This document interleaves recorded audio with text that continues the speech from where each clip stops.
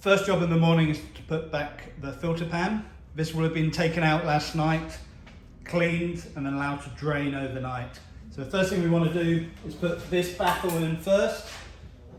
This is important. If you were to put the filter paper in first, the filter paper can get sucked into the pipe. So this part in first.